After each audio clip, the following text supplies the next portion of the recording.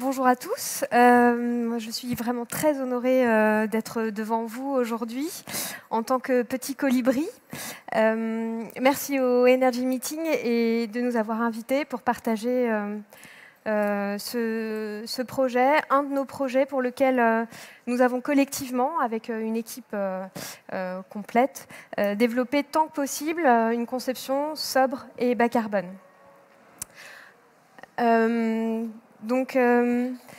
En fait, tout commence par un projet d'aménagement urbain pour le Grand Paris Aménagement en 2008, il y a quelques années déjà.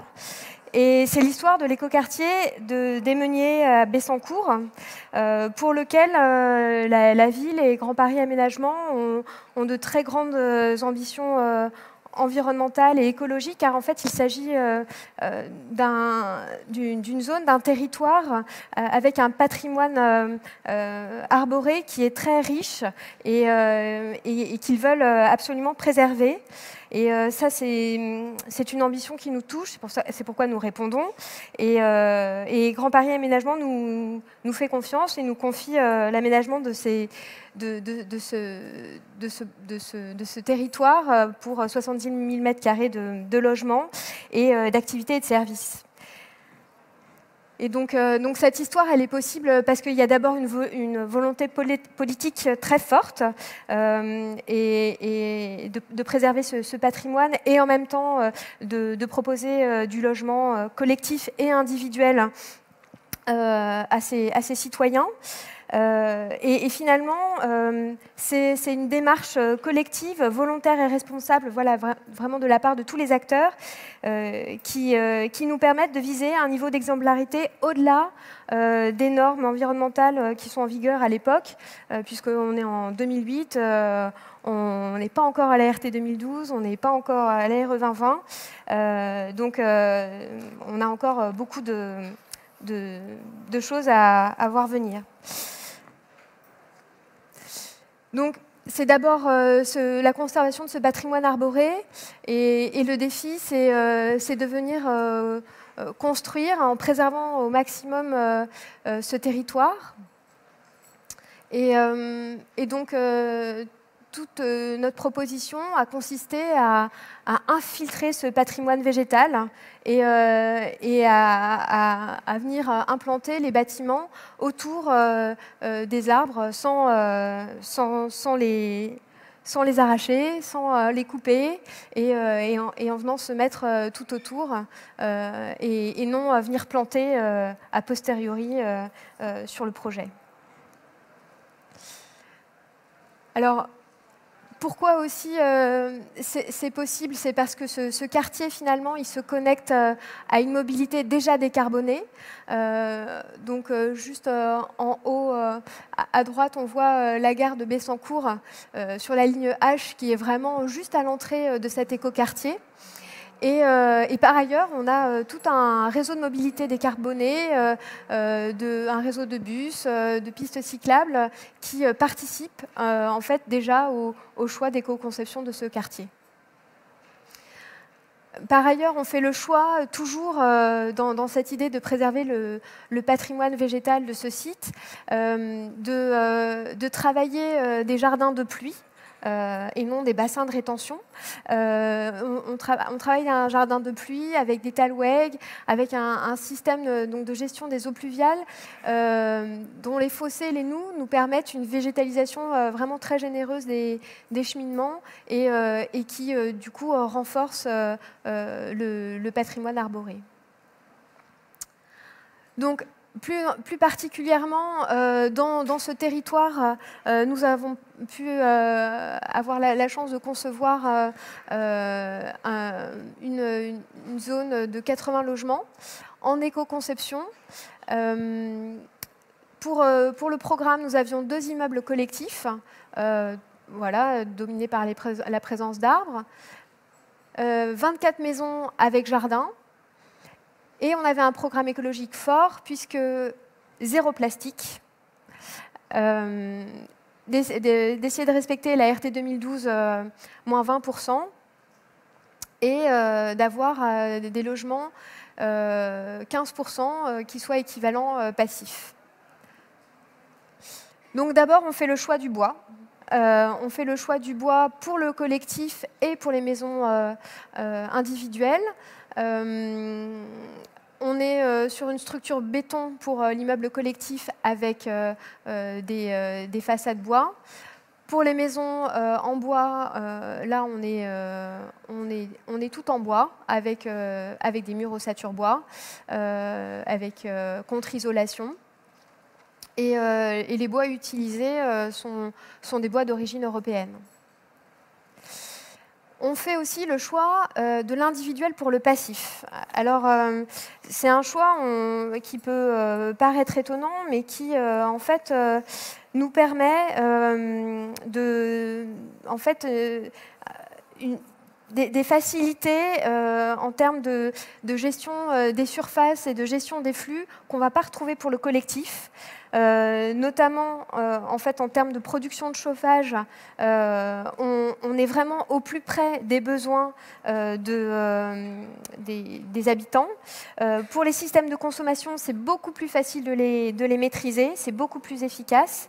Et par ailleurs, en fait, on arrive à avoir une haute performance de la gestion de la ventilation double flux avec une plus grande facilité et finalement de meilleures chances de réussite. Parce que choisir le collectif, tenter d'être passif et ne pas y arriver parce que énormément de contraintes, finalement, c'est se mettre des bâtons dans les roues. Donc, on a fait ce choix de l'individuel. Donc, bon, voilà. C'est une petite animation pour rappeler que finalement, le passif, ça passe par l'orientation des façades et de la toiture, par une bonne isolation et une ventilation double flux. Alors, d'un point de vue retour d'expérience, ça a nécessité, bon là c'est un détail, mais ça a nécessité quand même beaucoup de mise au point de détails constructifs dès les phases études pour bien maîtriser tous nos sujets d'isolation et de pont thermique. Et ça, d'autant plus qu'en phase chantier, on était sur une MOX, enfin, on n'a pas suivi, nous, le chantier directement. Et donc, il était important pour nous qu'on ait dessiné le plus de détails possible en phase étude. Donc voilà quelques images ici du collectif qui est juste en limite de l'écoquartier, à l'entrée de l'écoquartier, avec quelques nouveaux arbres quand même pour enrichir le patrimoine. Quelques détails avec, donc on voit ici des balcons qui sont suspendus en fait pour éviter les ponts thermiques. Et voilà, alors quelques mots en retour d'expérience, c'est que nous, ce qu'on a ressenti a posteriori du chantier, c'est qu'il y avait encore une organisation de la filière bois à perfectionner.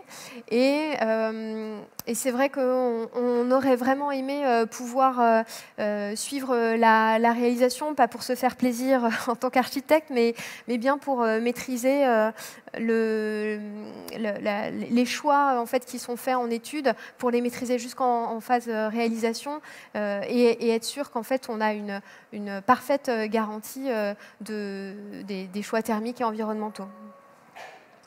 Et notamment, en fait, tous les calculs thermiques et de ventilation sont à refaire en phase d'étude d'exécution et donc avec son équipe de maîtrise d'œuvre.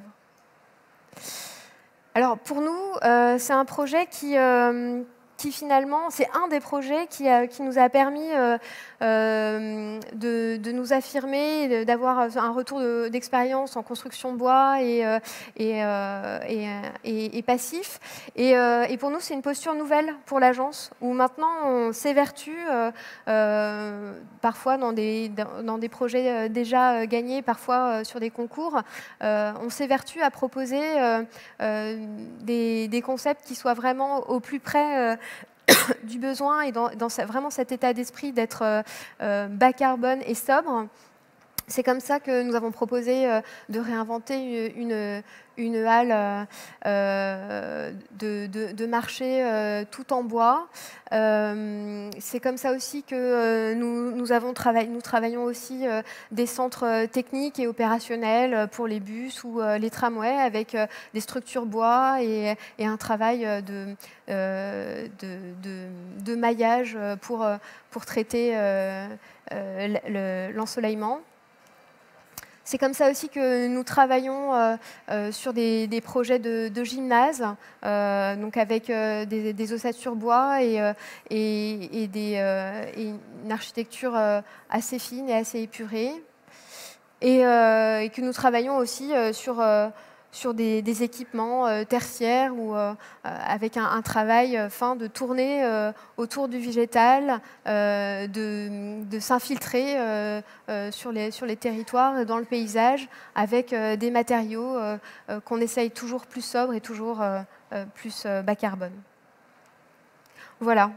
Je vous remercie beaucoup pour votre attention. Si vous avez des questions, voilà, il n'y a pas de problème. Merci. Oui, on a quelques minutes pour des questions. Un autre passe dans la salle avec un micro si jamais vous avez des questions. Bon, c'était plus court, mais c'est pas grave. Bonjour, Patrick Debelu pour la Fédération française du bâtiment. J'avais une question concernant l'éco-construction que vous avez présentée. Oui. C'est quelque chose qui se fait de plus en plus maintenant avec l'application de la RE 2020. Ah oui. Donc, c'est concernant les dalles béton qui sont moins en moins utilisées. Et donc, on utilise des planchers bois. Et c'est concernant donc, les réseaux de distribution qu'on utilise justement dans les bâtiments. Là, jusqu'à maintenant, on utilise donc les dalles béton pour faire passer les réseaux, hydraulique et électricité. Dans ce cas-là, comment vous avez pu réaliser en fait le cheminement des réseaux en fait, est-ce que c'est en faux plancher, en faux plafond, etc. Alors, pas en faux plancher, c'est sûr. On a utilisé des gaines dans le collectif. On est plutôt en gaine. Et puis après, on vient passer dans le cloisonnement des logements. Après, dans les maisons, là, on n'est pas en plancher béton, donc on est passé par les planchers, mais toujours pareil, on essaye de trouver un noyau technique qui va permettre de distribuer, d'être assez efficace pour l'habitant derrière. C'est plus pratique de savoir où sont ces réseaux pour pouvoir éventuellement intervenir dessus quand on est chez soi, quoi.